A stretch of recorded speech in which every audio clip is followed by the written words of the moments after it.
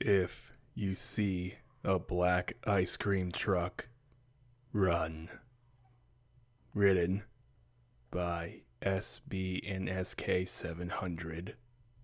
Featuring Innocence Unknown, KumBomb, and Purple Fizz TV.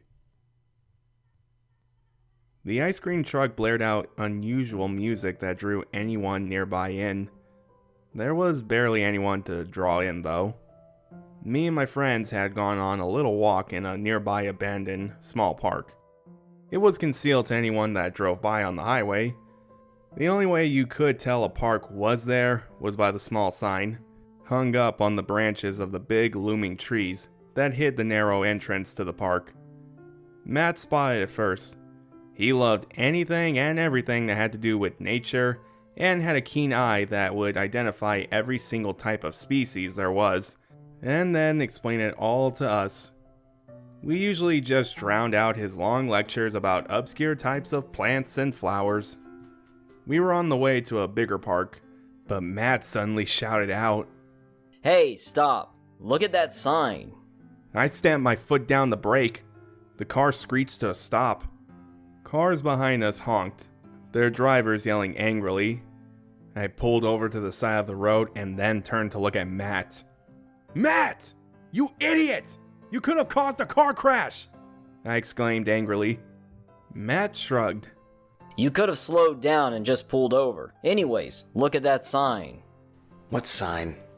I don't see nothing. Jeff muttered. He hadn't been too enthusiastic about the trip. I got the feeling he would much rather be inside doing absolutely nothing. Matt had done a lot of convincing to make him come. Look at the right side of the road, on a branch of the tree. That's a bit more dark. I looked and saw it. It was a simple wooden sign. It had only one word on it. Park. I don't know. Sarah, another friend of ours, said. No name. And I don't think there's a way to get in. Looks kinda shady. What if it just hasn't been named yet? Matt said excitedly. And there is an entrance if you look closely. We'll have to walk though. Can't we just go to the original destination? Jeff groaned. Hey, I planned this whole trip. I can change it. The park's entrance was narrow and riddled with thorny plants. After some walking, we came to a large clearing. Wow. It's actually really nice here. Sarah said. The other park would have been probably way too crowded and littered. The park was nice. The clearing was a soft green with groups of wildflowers and a large clear pond. There was a forest at the end. So we're just gonna sit around here for a couple hours?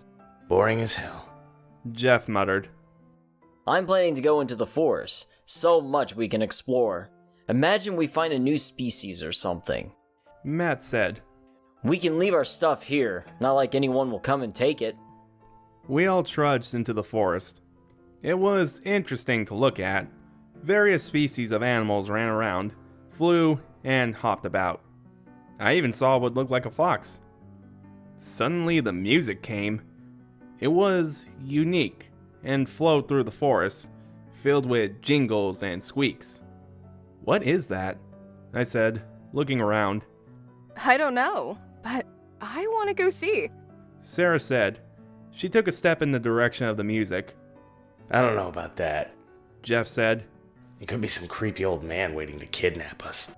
We're 4 people. We can take him. Sarah said confidently and started towards the music. We all looked at each other and followed. The closer we got, the more my thinking seemed to become hazy. And I forgot simple things such as my phone number or my mom's name. What am I doing? I thought. My brain didn't answer back. I looked to the others, struggling to remember why we were here. A trip? Maybe. They all looked the same. Their eyes seemed to be glazed over, and there wasn't an expression on their faces. We arrived at an ice cream truck that seemed to be the source of the music. The ice cream truck was peculiar, and unlike any other truck I'd ever seen before. It was all black, with simple white printings on the sides. Venom's ice cream. There was nothing else. No stock photos of ice cream. No listing of prices. No bright saturated colors to draw in young children. Just the letters. The music seemed to stop. I seemed to come back to my senses. What were we even doing? I thought with a sense of urgency. We have to go. Who knows what the hell this ice cream truck really is? The others didn't seem to notice. They just stood there, staring at the ice cream, faces blank. Guys, I hissed. Some shady stuff is going on here. Let's go. Matt! No one listened. Guys, can you hear? I stopped at the sight of someone coming into the space where the ice cream truck workers usually were. The person stared at us. It was an old short lady with graying hairs. She just looked at us. I felt slightly unnerved. I stepped back. The silence was broken by Sarah going up to the lady. 1 vanilla swirl, please. Then Matt went up. 1 vanilla swirl, please. Jeff went up and ordered the same thing. The lady didn't say anything. She went back and came back with the orders. She handed them to the others. Then she stopped and looked at me. I shuffled back. No way was I ordering from this creepy old van. I broke into a run. I don't know why. I ran all the way back to the clearing with our stuff and sat down, gasping for air. I heard voices coming. I stared at the forest until I saw Sarah, Matt, and Jeff come back, laughing and eating their ice creams. Guys, what the hell? I started. Darren, why didn't you take one? They were for free, dude. Jeff said. Acting weird as hell running back here. You good? Matt said. I stared at him. Me? Acting weird? You're the ones who wouldn't say anything and decided to go after some shady, unmarked ice cream truck. For all you know, the lady could have laced the ice cream with some pill. We could all be kidnapped right now. Plus, who sells ice cream in the middle of the forest? The others looked at me, looking puzzled and concerned at the same time. What? Jeff said. The ice cream wasn't black, it was regular pink and white. And you were the one not talking. We kept trying to talk to you, but you just started running. Maybe we should just go back home. Yeah, I think it's gonna start raining anyway. Sarah said, looking up at the sky. A little drizzle started. We all headed back. I spent the next few days pondering over what happened. Was it a hallucination? It seemed so clear. I needed answers. I decided to visit Jeff. I knocked on his door. He probably had headphones in. The door opened. I was shocked. Jeff had dark circles around his eyes. That wasn't unusual. He usually stayed up late playing video games or listening to music. What was more disturbing was his overall look. He looked like he hadn't eaten or drank anything for a while. His clothes were dirty, and his face looked fearful and nervous. I realized he was holding a kitchen knife and jumped back. Get back! Get back! Stop! I said stop! I didn't do anything, it wasn't my fault, please! He was shaking his head rapidly and seemed to be shivering. What happened to him? I went forward and put a hand on his shoulder. Dude, it's me, Darren. What's wrong? His eyes darted up to look at me. He immediately dropped the knife. Oh, hey, man. Sorry. Come on in. Just close the door, please. I closed the door and followed him. His house was dirty and unorganized. Clothes and books were strewn everywhere. I noticed the smashed glass. The shattered pieces still everywhere. Jeff led me into his living room and gestured for me to sit down. What happened? I asked, concerned. I don't know, man. Jeff said quietly. I've been hearing noises, feeling paranoid for the past few days. I don't know why. There's this scratching on the walls, like someone with really long nails is running them over it. Tapping on the windows. I don't know what to do. I've checked and checked and checked. Put cameras in, but there's nothing. When did it start? I think like the day we went out at night, someone was tapping on my windows. The realization hit me. That was the day we got the ice cream. Well, you guys got it. You don't think it was the ice cream? I don't know, maybe it did taste kind of off. Jeff looked at me. I don't know, but it sure was shady. I shrugged. Anyway, I'm going to have to leave now. Visit my mom. Jeff suddenly looked scared. Really? I mean, I guess. If something happens, just call me. I'll be there. Thanks, Darren. That means a lot. I headed off, hoping nothing big would happen, and that the paranoia was just that. On the way to my mom's house, I got a call from Sarah. She usually never called people, preferred to talk in person. She only called for important things. I frowned and pulled over to the side of the road. Sarah's voice was fearful and hoarse. Darren, I need you to help me. My mind went to the worst. What happened? I asked. They're here, knocking, tapping in my head. Help. Who's they? I'm sorry. I didn't do it. I swear. Please. I heard crying. What the hell happened? Okay, I'm coming. I pulled out my phone and called 911. I told them what happened. Okay, we'll send a couple of officers to her location.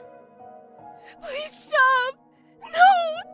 I didn't mean to. Stop it. I drove faster. By the time I arrived, there were police cars and ambulances already on the curb, lights flashing. I got out. I saw Sarah being led away on a stretcher. I tried to go up, but an officer stopped me. He shook his head. Gonna have to stay back, kid. Sarah was thrashing around, with restraints stopping her from rolling off the stretcher.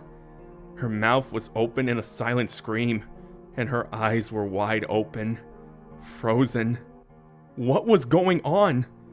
The ambulance sped away. Suddenly I noticed an elderly woman standing by, watching. Must have been Sarah's mother. She stood there. Hello? I said, approaching Sarah's mother. I'm sorry about your daughter, I should have listened to her. she said quietly. She told me she was hearing someone tapping on the door and whispering to her. She called me too, I said awkwardly.